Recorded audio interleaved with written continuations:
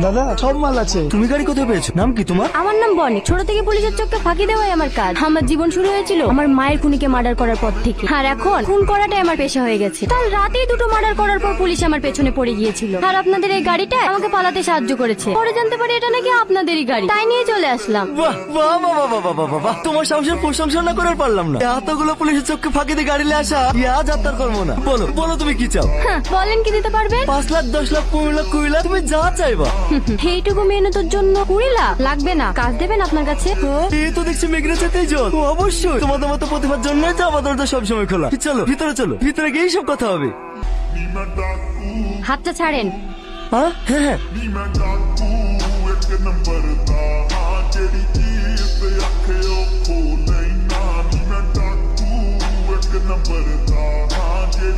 দাদা তোকে ডেকেছে।